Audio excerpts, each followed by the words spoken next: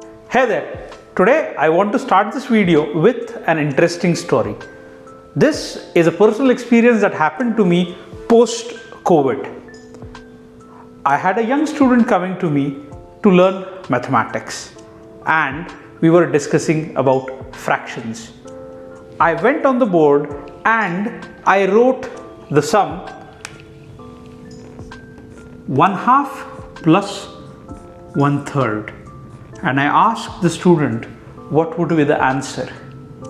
Without even a delay of a fraction of a second, the student fired back, "Sir, it would be 1/5. I was shocked because this is not what I was expecting. I am talking about a student who is in 8th standard. I realized that something's seriously wrong. And I thought of making this video. So friends, today we are going to talk about fractions, how to add them, how to subtract them, how to multiply them, how to divide them. These are the 4 operations that we are going to do on fractions. So before we start with fractions, let me introduce myself. I'm Dr. Rishi from the Learners Academy, and today we are going to cover the topic called fractions.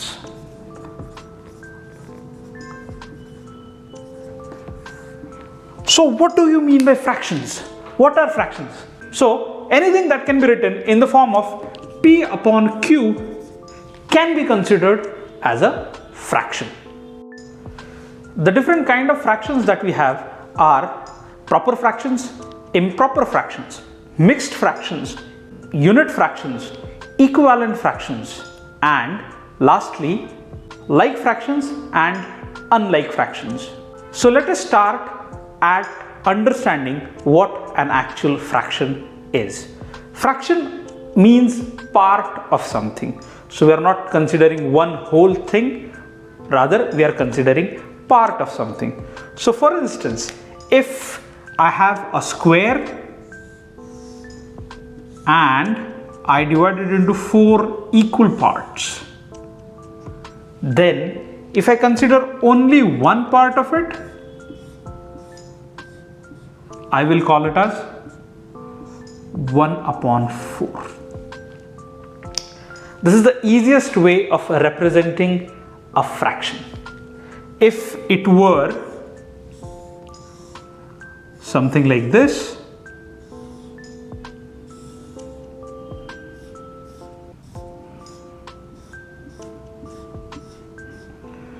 so the total parts here are, the total parts colored are 2/4, or the simplest form would be 1/2. So this is basically what a fraction is, or how a fraction would look pictorially. Now let us try and understand how to add, subtract, multiply and divide fractions. The first operation that we are going to talk about is addition of fractions. The best way to learn about fractions is using examples and practice.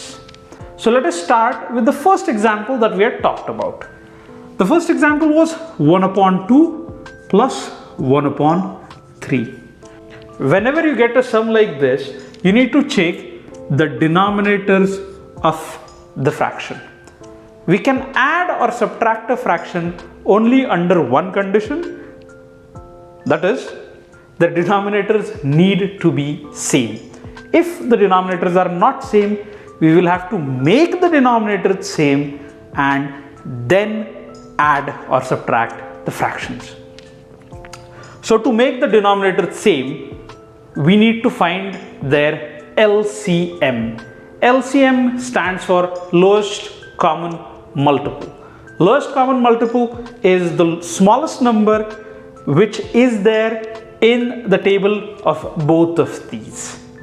So the smallest number that is there in the table of 2 and 3 is 6. So first you need to understand that I would have to multiply the first fraction with some number which would give which would make the denominator equal to 6, and the denominator of 3 should also become 6. So first I need to keep this in my mind, the lowest common multiple. In this case it should be 2 multiplied by 3, so that is 6. In fractions, if I multiply the numerator by a specific number, it is mandatory that I should multiply the denominator by the same number so that the value of the fraction does not change mathematically. So to make the denominator of this first fraction 6, I will have to multiply it by 3. So this is how I'm going to do it. 1 multiplied by 3 divided by 2 multiplied by 3 plus 1 multiplied by 2 divided by 3 multiplied by 2, giving me 3 upon 6 plus 2 upon 6, equating to 5 upon 6. So the answer that I was looking for is 5 upon 6. This is how we are going to add fractions. Now I would give you some sums to solve them. I am expecting you to write the answers in the comment.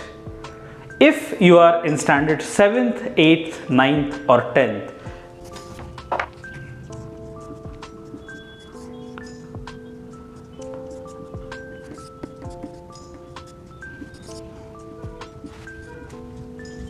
please copy these sums, solve it and give your answers in the comment box. Now let us go towards subtraction of fractions. So what do we do when we subtract them? We need to follow exactly same rules. The denominators need to be same. So addition or subtraction, the thumb rule would be the denominators need to be same. Then only we can subtract them, else we won't be able to do it. So let us start with subtraction of fractions. So say if I have 3 upon 4 and I want to subtract 1 upon 6 from it. So the first thing that I need to do is make their denominators same. Now how am I going to make their denominators same? By finding the LCM. What would be the LCM of 4 and 6? So it would be 12. Previously, when we found out the LCM, we had to multiply the numbers to each other. Now it is slightly different because we are finding lowest common multiple. How do we find lowest common multiple? If you know it, quickly type in the comment box. In this case, the lowest common multiple is going to be 12 because 12 comes in the table of 4 as well as 6. So let's go ahead. So to convert 4 into 12, I will have to multiply it by 3. So I take the numerator, I multiply it by 3.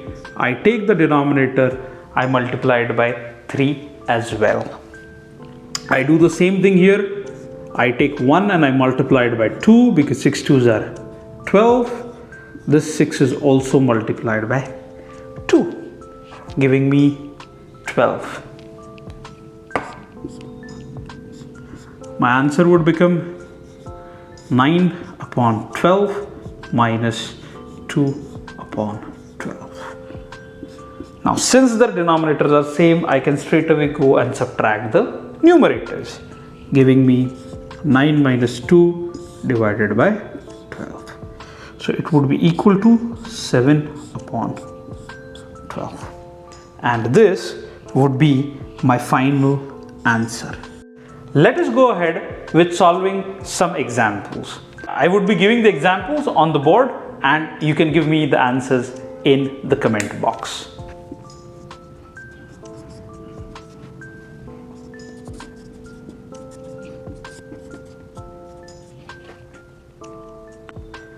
Now let us go ahead with multiplication of fractions. Multiplying fractions is slightly different as compared to adding and subtracting them. So when we multiply fractions, we don't necessarily need the denominators to be same.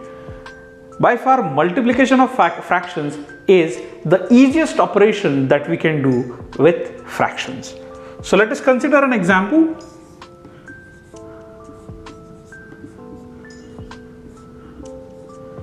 If we have an example like this, all we have to do is multiply the numerator to the numerator and the denominator to the denominator, giving us 14 upon 15 in this case. This is by far the easiest operation that we can do on fractions. Let us go ahead with some examples related to this.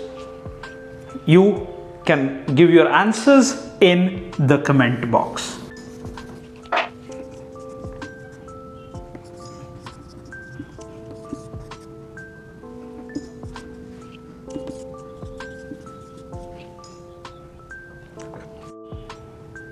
Now let us go ahead with the final operation that we are going to discuss today.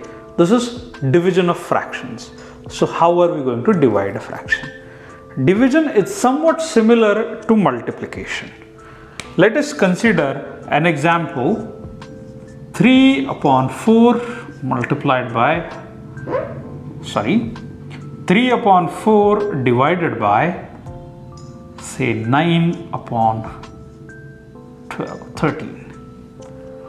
Now how are we going to multiply it? So how are we going to divide it? So whenever we divide a fraction, we multiply the fraction by its reciprocal.